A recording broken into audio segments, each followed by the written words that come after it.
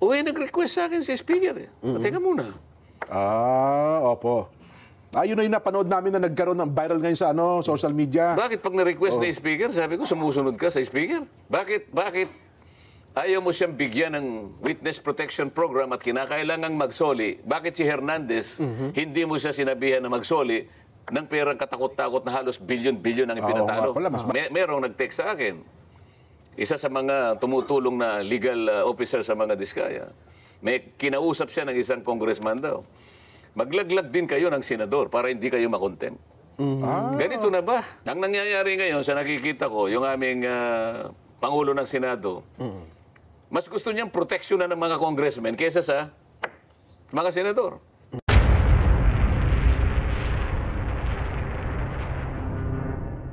Doon po sa anggulo na ang sabi naman nila, kasi selective ang sinasabi, parang may itinatago, merong pinipili, at ang gusto daw ay magsabi ng tell-all.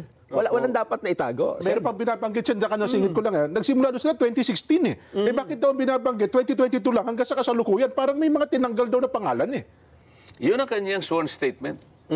Opo. Wala akong magagawa. Ang sinasabi ng aming bagong Senate President, meron daw nagbulong sa kanya na inedit daw yung sworn statement. Isa pa yun. Ito ang medyo mabigat na tanggapin yung pagpaparatang na gano'n.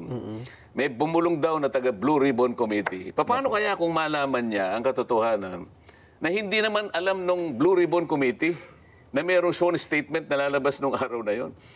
Yung sworn statement na yon, direktang ibinigay sa akin. Opo.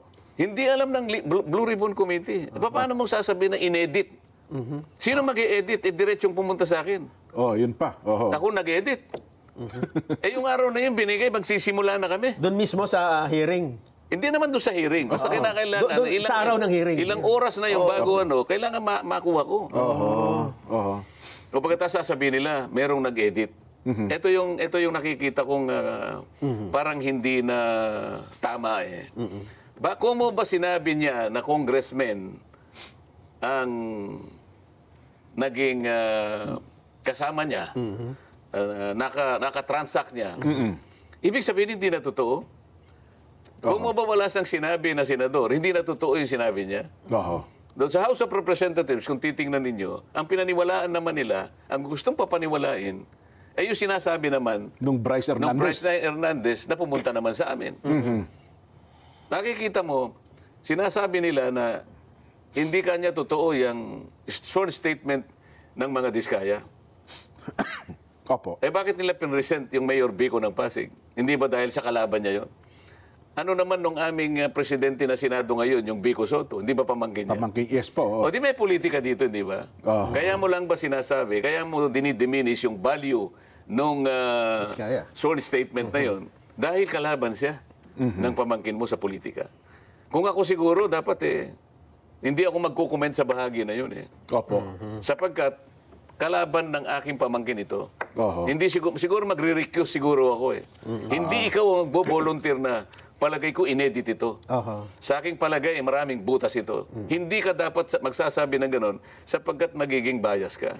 Dahil kalaban niya ng pamangkin mo. Sa politika. Itingnan mo na lang. Tinawag si Mayor Vico sa House of Representatives. Hindi para magbigay ng testimony.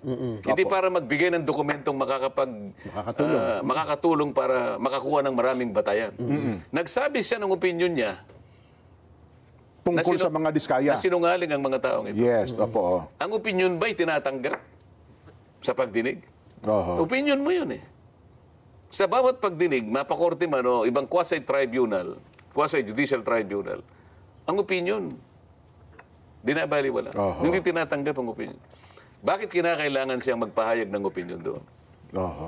O pagkatapos, inahanap ko yung Bryce Hernandez. Kasi pinahiram sa House of Representatives at doon ay tumistigo. O ba't hindi na sinuli? Opo. Tinanong ko yun. Sabi ko, Mr. President, bakit hindi sinuli sa atin? Hindi ba? Ito yung sulat mo, babasahin ko sa'yo. Opo. Paihiram ko sa inyo, sabi niya, pero pagkatapos ng hearing ninyo, ibalik ninyo ng madali. Opo. Ligtas dito sa Senate. O ba't pinanatili mo ka ako sa Quezon City QCPD. Sa Krami. Sa Krami. Sa Krami. Detention center. Opo. Sa Krami. Bakit Custodial ganun? center. Oh.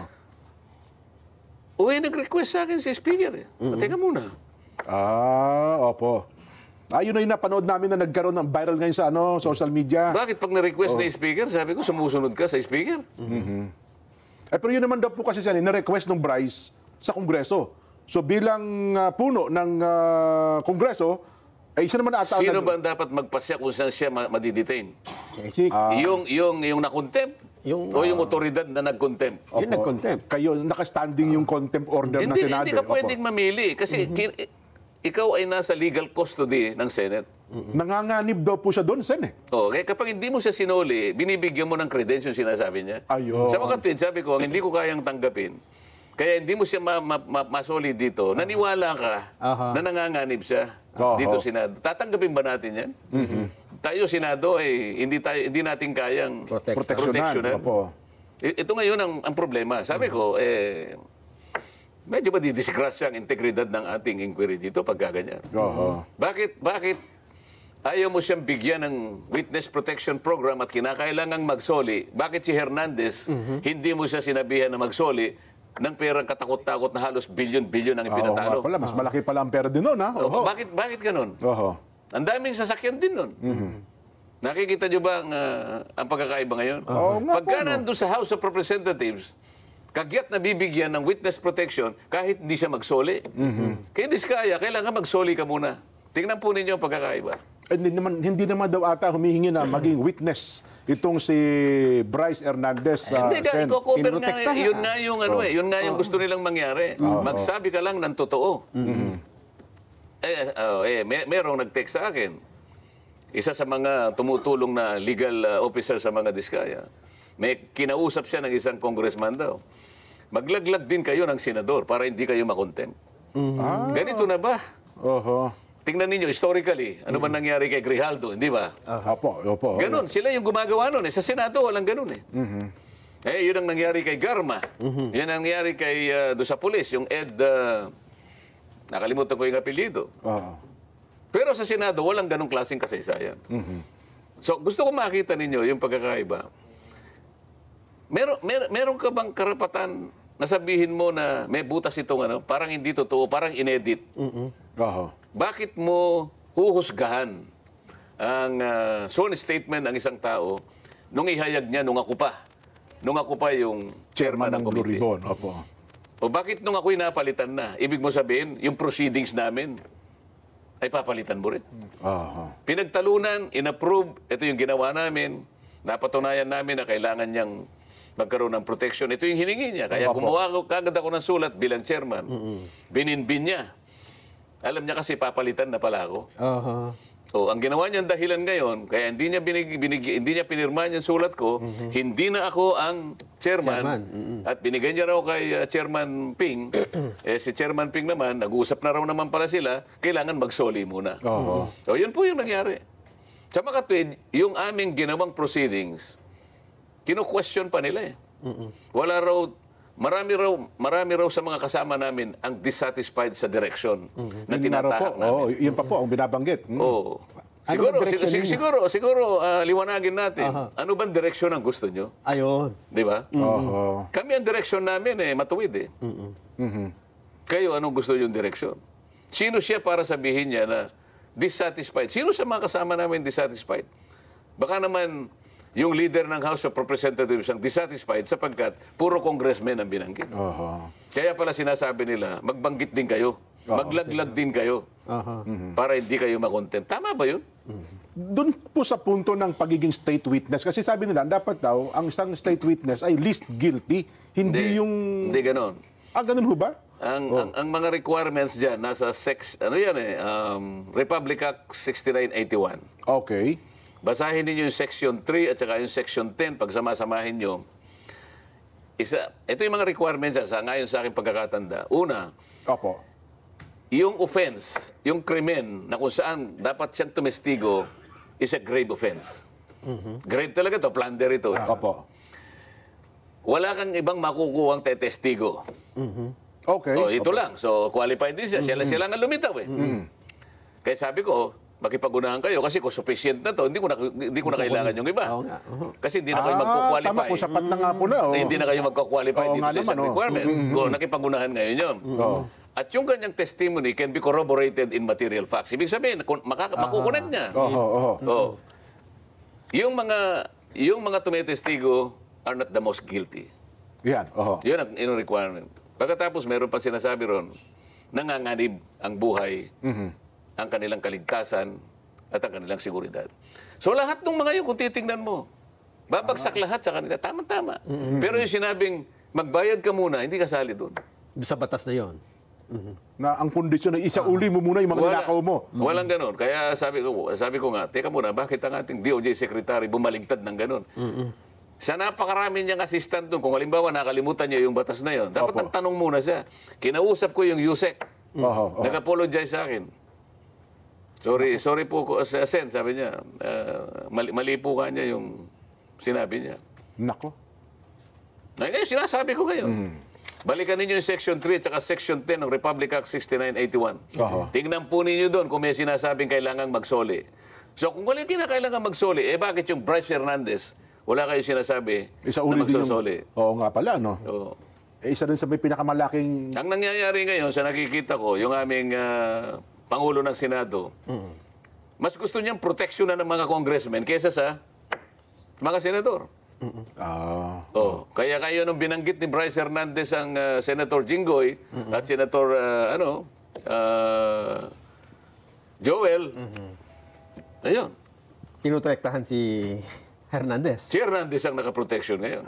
Sinabi ko, teka muna, bakit ka ako nasa krame? O di nagtalo-talo kami.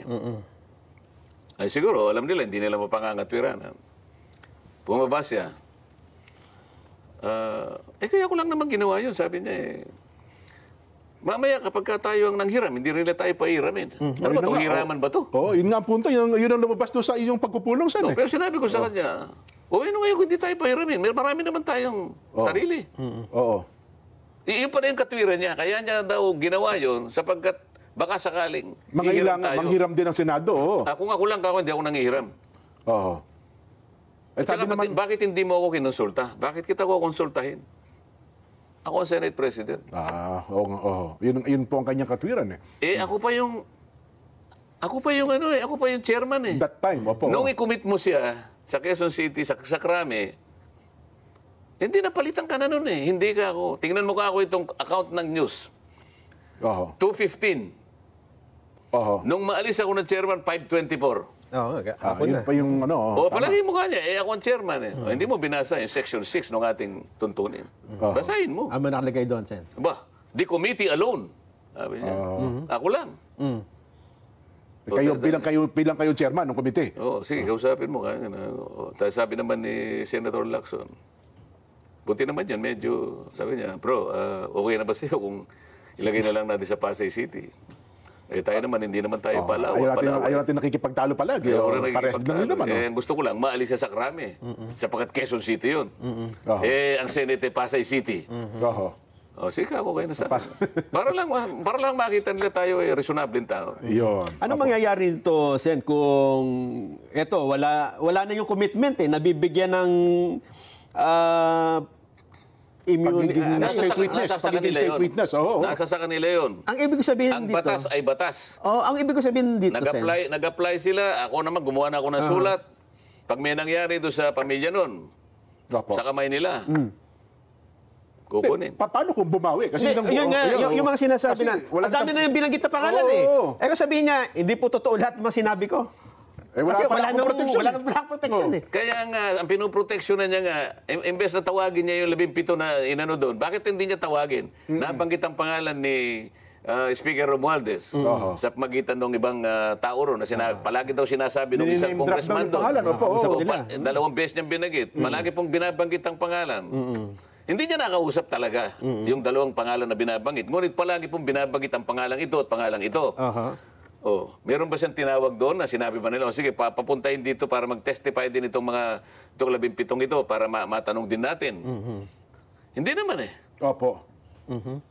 Ang lahat ng mga sinasabi ng mga witnesses dito sa House, yun ang kanyang pinaniniwalaan.